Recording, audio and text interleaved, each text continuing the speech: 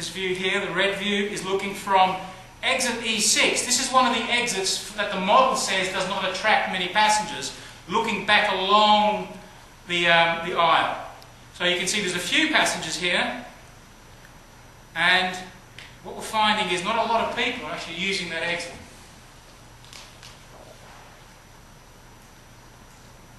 Okay, they're using all the other exits and very few are using that exit. Okay. And this last view is the head cam. So this is the camera that's mounted to a person's head. They enter the aircraft through this aisle and they come around and they're going to use that exit. So he comes around, he's coming down the aisle, he sees the first exit that's available, he thinks about going down, but then he decides he's going to use that exit. And he goes out through there. So that's the head cam view. Okay.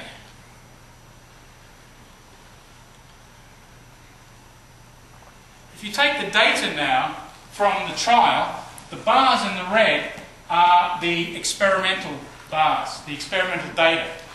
And what we find is we've got an incredibly good agreement with what the model is actually predicting. Now the blue bars are averages over a number of computer simulations, and the red bar is only the result from one trial. But we get a very, very good agreement, especially with this poor usage of this exit. So what these results are showing us is that we certainly get the trends correct. The model seems to be doing the right sort of thing. When we look at the questionnaires and ask the passengers why they were selecting particular exits and why they were ignoring other exits, it pretty well matched the sorts of decisions that are happening inside the computer model, inside air exits. So we felt pretty confident that the air exodus model was capable of reproducing the types of decisions that we see that passengers make in this sort of configuration, and the results that we were getting, we are pretty confident are reasonably realistic. The second thing we did was we started looking at fire simulation. And we ran, using our SmartFire computational fluid dynamics fire simulation tool, we ran a number of fire tests in this sort of configuration. And all I have time to show you here is a case where we have a very large rupture by the side of the aircraft, and we have an external fuel fire. And we're going to look at how quickly the external fuel fire enters the aircraft and spreads through that aircraft. SmartFire was quite useful for this because it's an unstructured mesh code. Instead of just using rectangles to build the mesh, we can use curved computational cells. Okay, so you can't mesh this complex geometry simply using rectangular cells. The geometry, for those of you interested in CFD, was 650,000 cells. We ran this in parallel over 7 processors, and it took 70 hours to do one simulation using this configuration. The really interesting thing that we found, this is 60 seconds into the fire. This is the external fire. The red dot represents each computational cell that has started to combust. So it's actually starting to burn. What we find in 60 seconds, in the first 60 seconds, the fire is pretty well restricted to the area of the assault of the external fire. After 480 seconds, the internal combustion has only spread a little into the aircraft. So we are not actually seeing a flashover event in this type of configuration, at least not for the first 480 seconds. I haven't got time to show you all of this. These two animations show you, this is the temperature at head height, or at 1.7 meters above the floor, and the red area is 458 Kelvin. It's about 185 degrees centigrade. This is the time in seconds, 160 seconds. And what we find is that the high temperatures are restricted to the end, the longitudinal section of the aircraft where the fire enters the cabin. It takes a long time before it spreads to over here. And remember, this is where the people are running to. So they're running away from that and they're running here. This animation is showing you the smoke extinction coefficient, or it's showing you the visibility in meters. How far could you see into the smoke? And one of the, how far you can see into the aircraft. And smoke is an issue. Smoke does spread rapidly through this configuration, and so that will have an impact on the evacuation. It'll slow people down, but the temperatures are low and are manageable. Okay, so here we now repeat the evacuation simulation with air exodus, but now we couple it to smart fire, and so the agents are now running around experiencing the smoke, the heat, the radiative fluxes, and the toxic gases produced by the burning cabin interior. So we have carbon monoxide and hydrogen cyanide.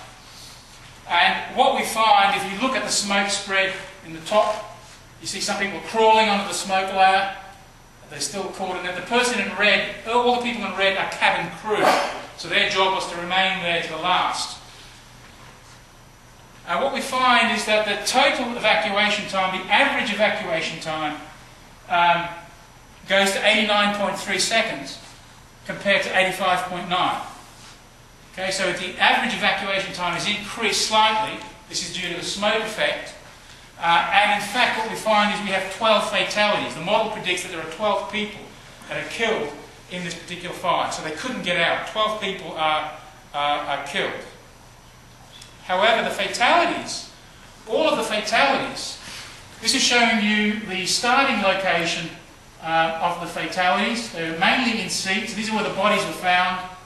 Some people died in their seats. They didn't actually get out of the seats. And some people were killed in the aisle. But what this is telling us is that it's not actually the configuration that's causing the problem here. It's the fact that of the immensity of the fire. These people didn't have a chance to leave their seats. Even if this was a tube-style aircraft affected by the same type of fire, the same thing would have happened. So this is not a direct result of the type of aircraft. It's really just the fact that these people were too close to the rupture and too close to the large fire. Okay, to conclude then, the evacuation experiment highlights the importance of situational awareness and visibility in navigating a successful exit path within complex cabins. The reason that people couldn't use the exits appropriately was because they couldn't see the exits from where they were. And basically they were going where they could see. And that came out from the experiment, it came out from the questionnaire, and the model was doing the same thing. What this says is that it's absolutely essential to improve situational awareness of passengers in this type of aircraft.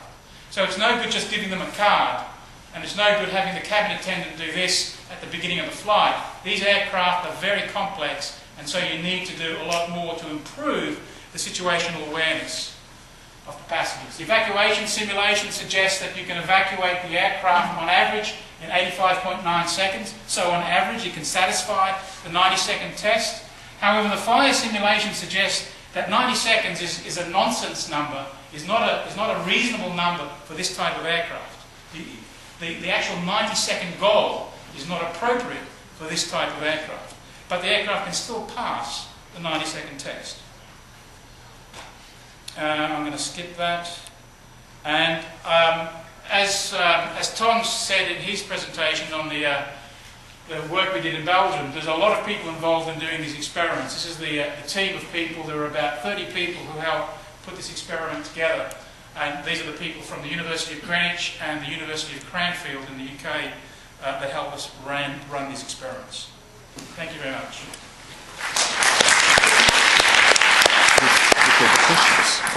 Any questions before?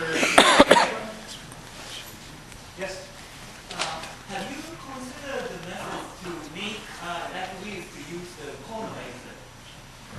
Yeah. One of the things we did was we cut the partitions in the cabin. And one of the things we did was we cut big windows in the partitions to give people line of sight. But we found that that didn't work because when people stood up, their line of sight, even though they had a line of sight, the line of sight was blocked by the overhead bins. If you could design the aircraft where you didn't have the overhead bins, then you would have a line of sight. And we think that would improve the situation. It's all down to situational awareness. People didn't know where all the exits were, even though they were told at the beginning.